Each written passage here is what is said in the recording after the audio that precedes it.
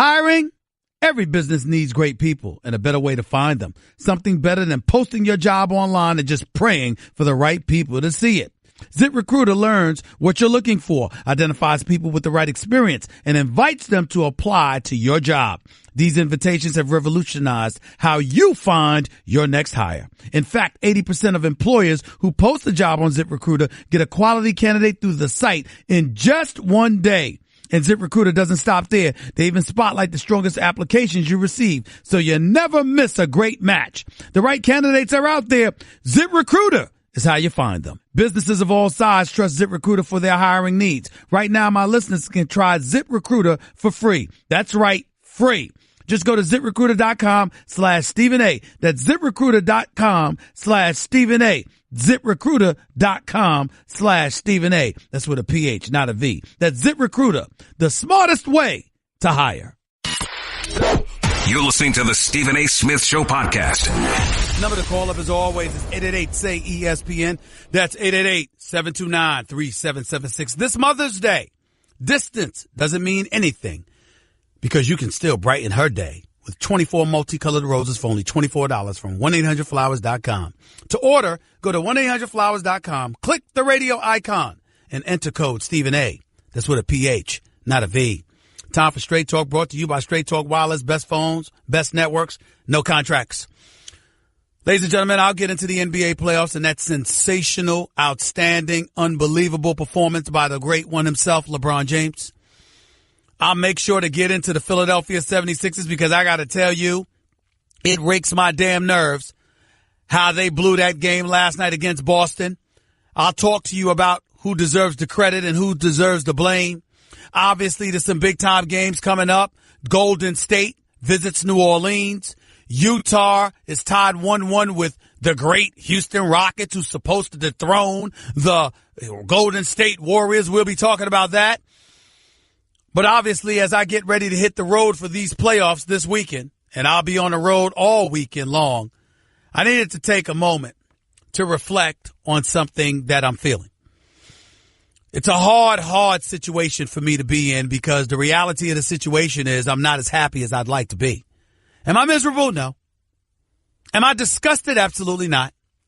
Do I find myself sitting here looking at this moribund franchise known as the New York Knicks and saying to myself, damn it, they screwed up again? Not quite. David Fizdale can coach. David Fizdale's a good man. Wife is lovely, by the way. What a beautiful woman. He certainly overachieved there, too.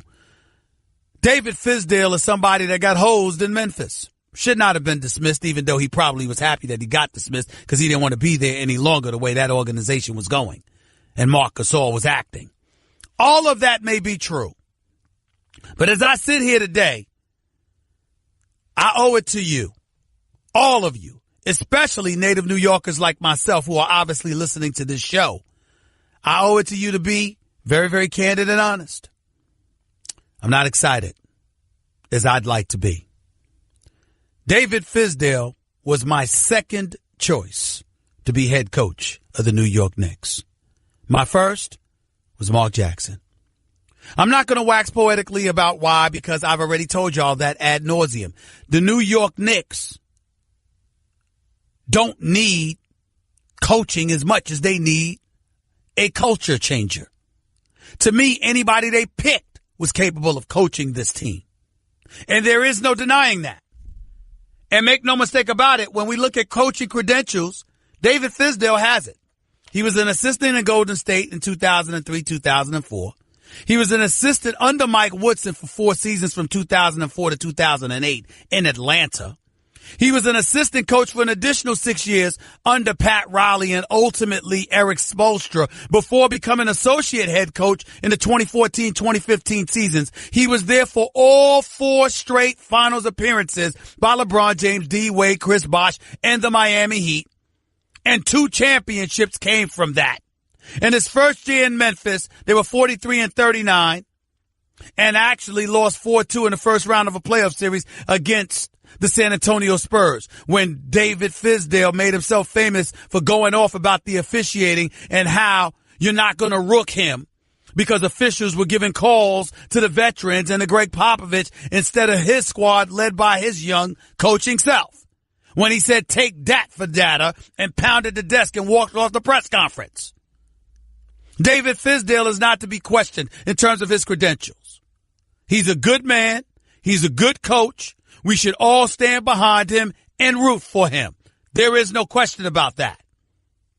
Having said all of that, his hiring is also indicative of what's really, really going on here. And what's really, really going on here is that the New York Knicks have given you they've given you no indication that they're interested in changing their culture. They've given you no indication that they're interested in altering the way they do business. James Dolan is the head of the snake. Steve Mills is there to do his bidding. As president of basketball operations, no disrespect to Steve Mills. Not saying that in a bad way. Scott Perry obviously is under Steve Mills.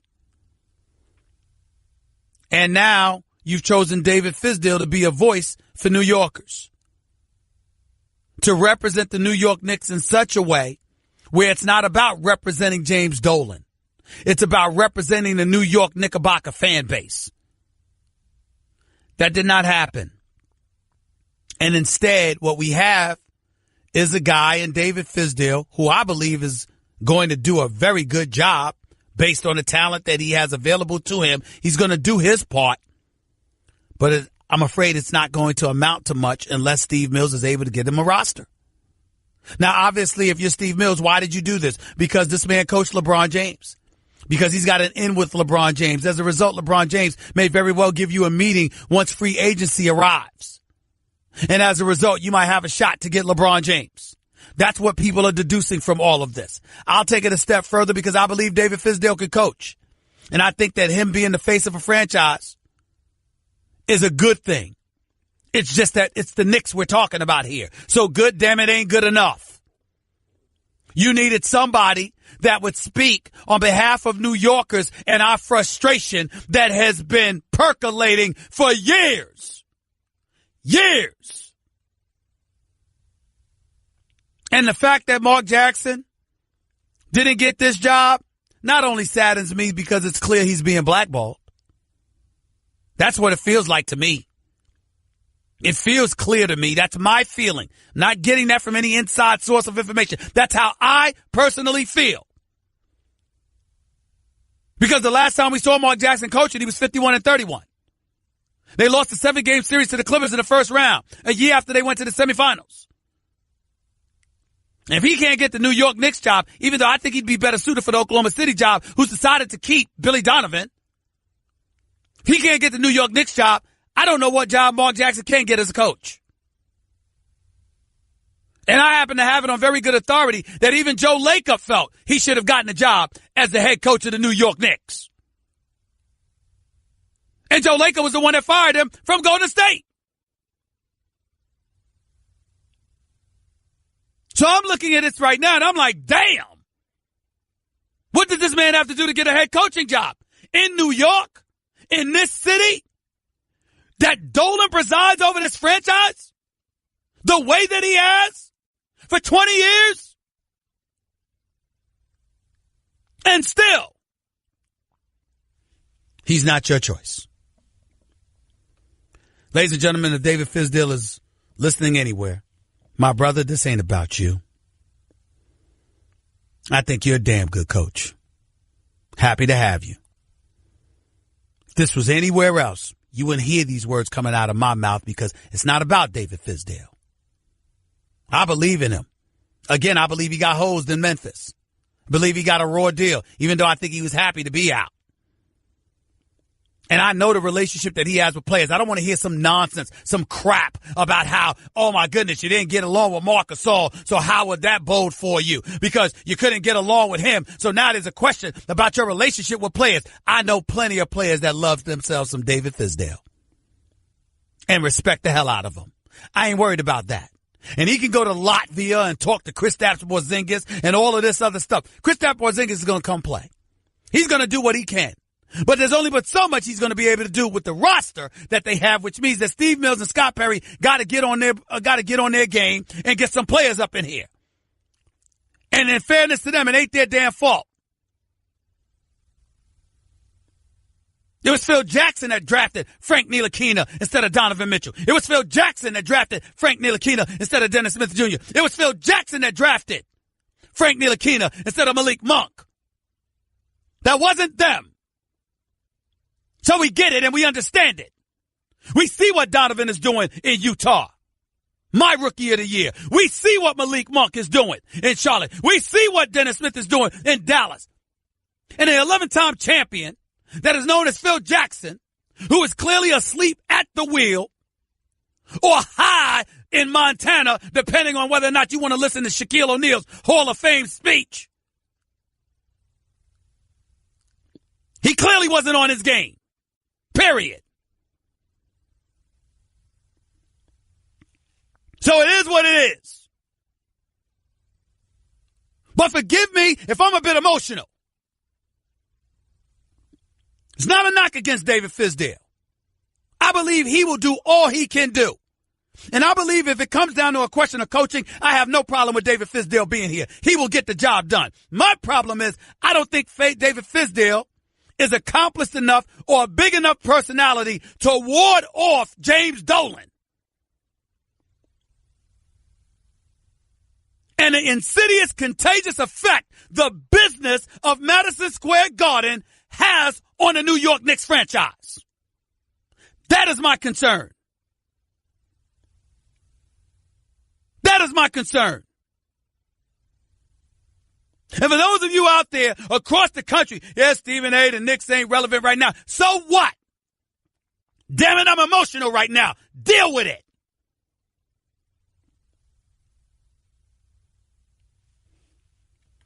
David Fizdale was my second choice. I am not upset because he's the coach. I'm upset because of what I fear his hire is indicative of. His hire is indicative of James Dolan wanting to do business as usual inside the corridors of Madison Square Garden. And under his stewardship, that just hasn't worked for this basketball franchise. I sincerely hope that Fizdale, based on the great reporting of Adrian Wojnarowski, who reported that Fizdale has agreed to a 4-year deal to be the next head coach for the New York Knicks, I sincerely hope that James Dolan and the business of the New York Knicks do not get in the way of David Fizdale. I will be watching. Ladies and gentlemen, make no mistake about it. This is personal to me. I'm a native New Yorker. I'm a lifelong New York Knicks fan. Two things go with Stephen A. Smith, the Yankees and the Knicks. I am completely and totally concerned about the culture. The only reason Fizdale wasn't my first choice for the New York Knicks is because of a culture that has existed 19 years before he ever arrived here. That's all. Since 1999. It's the only reason. If it wasn't for that, I'd be ecstatic that David Fizdale was the coach here. Hell, I might end up being ecstatic when all is said and done. But that's only if we don't see business as usual. Because I don't care what city you're from or what city you're in. When you see such an alarming level of ineptitude sifting through a franchise like a virus, seemingly into perpetuity, just endless, it rakes your last damn nerves. And that is what it has done to me. I feel sorry for my brother Mark Jackson, but he'll be all right. He's doing an excellent job for ABC and ESPN calling games. And last time I checked, his employment ain't in jeopardy. He ain't going anywhere. It's a damn shame, though, when you see some of the people getting coaching jobs. And this man can't get one. It's very suspicious. But even that I'll leave to for another day. Right now, my concern is the culture. I've said what I've had to say on this matter. 888-SAY-ESPN. It's 888-729-3776. LeBron James was sensational last night. If you hear monotone, sort of tenor in my voice and what have you, sort of matter of fact, very pragmatic, it's because, ladies and gentlemen, y'all can sit there and act surprised all y'all want. Y'all know better. When LeBron James goes up against the Toronto Raptors, it's just different. Ladies and gentlemen, LeBron James dropped 43 last night with 14 assists. He might as well have scored 70 points. That's how everybody's treating it. You know why you're treating it that way? Because it's the Toronto Raptors. Every now and then, a star is beyond great when it comes to going up against a specific opponent. LeBron going up against Victor Oladipo and Nate McMillan's Indiana Pacers was different than the LeBron you're seeing. I believe LeBron had a 45-point game against the Indiana Pacers. I believe he had 2 40-plus games against the Indiana Pacers. If I remember correctly, I believe that I'm right about that. Okay? Guess what? So what? So what? The fact of the matter is the games were still ultra competitive. You know why they were ultra competitive? Because LeBron James and the Cleveland Cavaliers, despite LeBron's greatness, Victor Oladipo, Lance Stevenson, and these dudes for the Indiana Pacers were not just going to sit idly by and take a backseat. They weren't going to do it. They were not going to do it. And they fought to the bitter end. Toronto doesn't do that against LeBron. Against anybody else, yes. Against LeBron, they just don't do that. Palms get sweaty. Backsides get tight. It literally paralyzes them. They see LeBron coming like a Mack truck, and they freeze. It's what they do against him. Everybody's wondering whether or not Toronto has a chance of winning this series now that the Cleveland Cavaliers took the first 2 games on the road in Toronto. I'm wondering whether or not they're going to get swept. That's how bad it is for Toronto right now. They better win game 3. If Cleveland goes up 3-0 in this series, LeBron ain't going back to the North. They ain't going back to Toronto. I can promise you that. I can promise you that. 888-SAY-ESPN. It's 888-729-3776. The other game I want to get into, these Boston Celtics are special. See, these are one of the other reasons that I look at the Knicks and I go off about them because, my God, what the New York Knicks haven't been able to do in 19, 20 years, Boston did in less than 5. When you look at this squad right now, ladies and gentlemen, Jaylen Brown comes back. He plays about 23 minutes or whatever the case may be, chips in 12 points. But you look at Jason Tatum. You look at this kid, Terry Rozier out of Louisville, 3rd-year guard out of Louisville. Look at Al Horford and the way he's playing. The serious, the experienced, savvy veteran. You look at their perimeter shooting. You look at the toughness, the pit bull mentality of a Marcus Smart.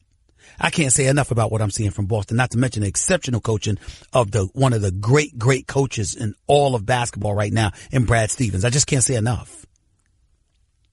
But I don't find myself thinking about Boston as much following last night's win over the 76ers in game 2. I find myself thinking about the Sixers and wondering whether or not Brett Brown is going to keep his job if they lose this series. Brett Brown has suffered a lot. He's been subjected to an alarming level of ineptitude because the Philadelphia 76ers gave him no talent to work with his first 3 years on the job. It was so bad that Rick Carlisle, the president of the Coaches Association, along with Pat Riley, literally came to his defense publicly to speak up on his behalf because of the disastrous leadership that was being shown by Philadelphia's hierarchy while they bragged about the process. Greg Popovich spoke up on his behalf of his former assistant as well. But let me tell you something. Last night, and I'm talking strictly about the first 2 games of this series, Brett Brown has been flagrantly outcoached. And last night was almost unforgivable. You are up 22 points in the first half. You are up 19 with 3 minutes and like 43 seconds left in the second quarter, if I remember correctly. And the Boston Celtics pull within 5 by the time the quarter's over. A 3 from Marcus Smart, a 3 from Terry Rozier, an alley-oop dunk to Jaylen Brown, a 3 from Jaylen Brown. What does Brett Brown do? Does he make any substitutions? No. Does he slow down the pace? No. Does he call for the ball to go inside to Joel Embiid? No, he does not. Does he even call a timeout? No, he does not. With this team and its youth, we can look at Ben Simmons and talk about what an atrocious performance that was last night. You're 6'10", with those ball handling and passing skills and your athletic ability and your ability to finish at the basket, and you score 1 point on 0 for 4 shooting in 30 minutes on the floor. That is nothing short of disgraceful. And I love Ben Simmons. He's LeBron part 2. Once he gets a jump shot, he is a superstar in the making. That was an atrocious performance. He shouldn't have a smile on his face. He shouldn't show himself in public for the rest of the day. He shouldn't be seen until he makes amends on the court Saturday afternoon in Philadelphia. And by the way, I will be there. That was just an atrocious performance. But I believe in him, and I believe he will make amends because he's that great. Even though he's not my rookie of the year, it's Donovan Mitchell. But Brett Brown is who I'm looking at. This man was an assistant coach of the great Popovich for years. This man's a champion as an assistant coach. This man has been through the muck and mire. He's been through the grind. He's not some rookie. Ben Simmons is. Brett Brown has been here before. You don't know to call a timeout? You don't know to get the ball inside? You don't know to dictate pace? Unforgivable. Philadelphia lost game 2 last night in the first half. Right now, I'm going to say it. They're on the brink of elimination. They're on the brink of elimination because they got to win this game 3 or it's over. It's over. Philadelphia 76ers don't win game 3 Saturday. It is over. And if they lose this series, 4-1, 4-0. I'm Brian Colangelo. I'm looking at Brett Brown for his job. You're listening live to the Stephen A. Smith Show right here on ESPN Radio. That was Straight Talk Wireless, nationwide coverage in America's largest and most dependable 4G LTE networks. I know there are several of you out there who had a bad night. You know I know this because I used to be just like you. I didn't get great sleep because of snoring either. But that was before I tried the revolutionary device called Zeepa. Zeepa's a game changer. If you snore, you're not sleeping, and if you're not sleeping, you're just not succeeding. But if you want success, you got to be at your best. Zeepa's the solution that helps you get that great sleep so you feel your best every morning.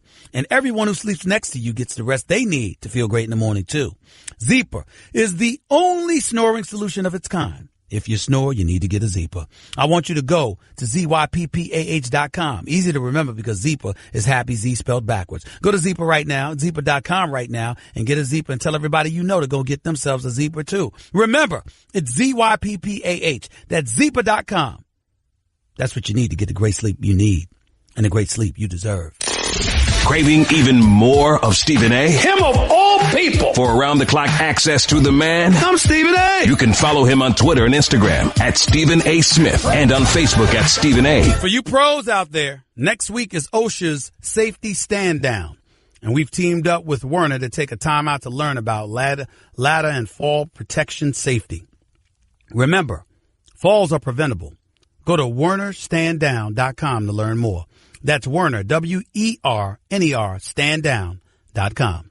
Also, the NBA playoffs are on ESPN Radio. Tune in tonight as Anthony Davis and the Pelicans host the Warriors in New Orleans, presented by Barbasol Razors. Coverage begins at 7:30 p.m. Eastern on most ESPN radio stations. 31 minutes past hour number 1 back here on the Stephen A. Smith Show.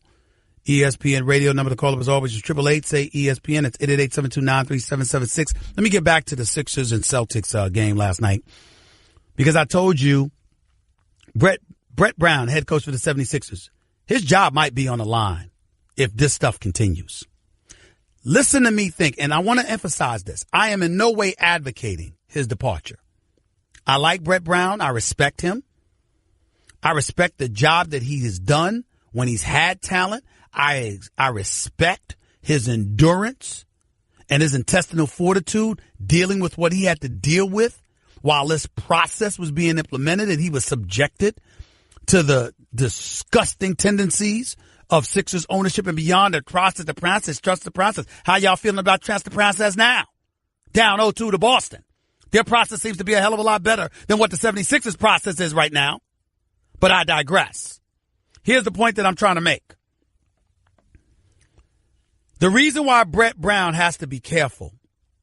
Ladies and gentlemen, the number 3 pick in last year's NBA draft is a gentleman by the name of Jason Tatum, who's a 19-year-old, 6'9" kid who can handle the ball, shoot from inside or out, and defends, and is a big-time candidate for Rookie of the Year honors in case no one's been paying attention. He's that good. Who had the number 1 overall pick? Who did a trade with Boston to get the number 1 pick and slide Boston to 3? And who did they take? The Philadelphia 76ers took Markelle Fultz. That's what they did. And let me tell you something right now. That's a problem. That's a problem right now. Because I'm here to tell y'all right now, in case y'all haven't been paying attention. This is last June 19th. Philadelphia 76ers agreed to swap top picks. Philly expected to take Markelle Fultz. So basically, Danny Ainge wanted Jason Tatum all along, but fooled the 76ers into thinking they'd take Markelle Fultz. As a result, the Celtics, in possession of the number 1 pick, agreed to swap numbers 1 and swap the numbers 1 and 3 picks because Philadelphia had the 3rd pick. Philadelphia obviously took Markelle Fultz. Boston took Jason Tatum. Who's looking better right now? Now, granted, Markelle Fultz got injured.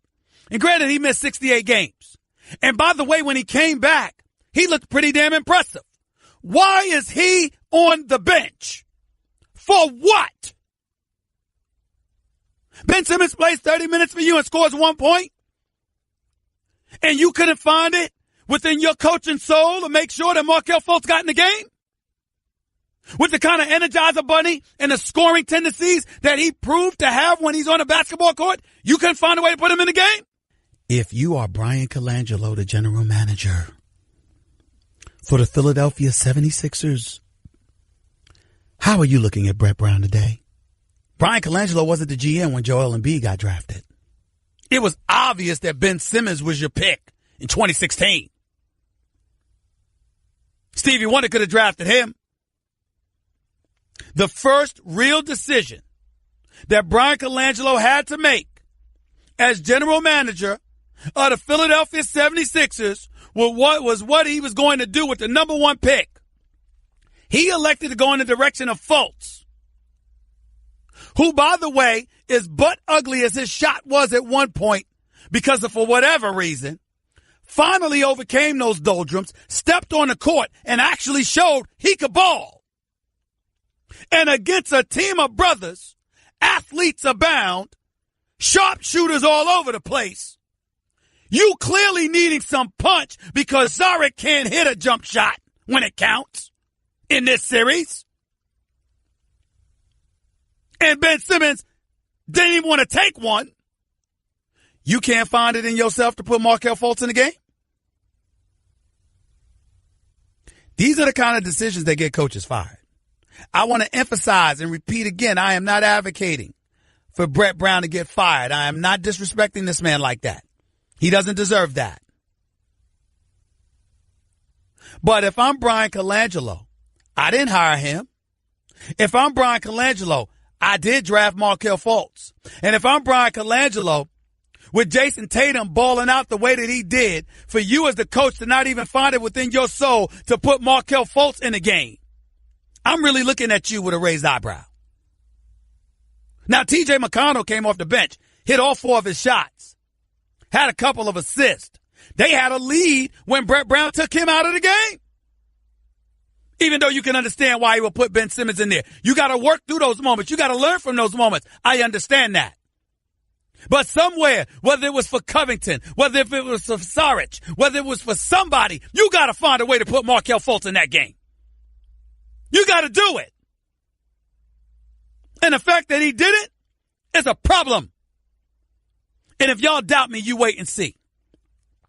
I've been covering the league for over 20 years, 25 to be exact. I'm telling you what I know. Ain't no way in hell Brian Colangelo sitting there and like, I'm totally okay. Unless there's some injury Markelle Fultz has that few of us know about or something, ain't no way in hell that Brian Colangelo sitting there saying, it's all right. It's perfectly cool that you didn't insert Markelle Fultz into that game. No way. No way. 888-SAY-ESPN. It's 888-729-3776. Stephen A. Smith Show being brought to you by Vivid Seats, the official ticket partner of ESPN. Download the free Vivid Seats app today to get your tickets. 888-SAY-ESPN is always the number to call up. That's 888-729-3776. I'm going to say it one more time. I've been covering this league for a long time. I am not advocating the dismissal of Brett Brown at all. I'm just pointing out a fact. I've seen people get fired for less. Sixers win game 3, or this series is over. And if they lost, this young group flaunting the process all this time will have lost to a team without Kyrie Irving and with Jaylen Brown hobbling. And by the way, the future starts now. We've been talking about the process in Philadelphia. We'll be talking about the process in Boston in a matter of days. By the end of this weekend, to be exact, if the Sixers don't win game 3 Saturday afternoon.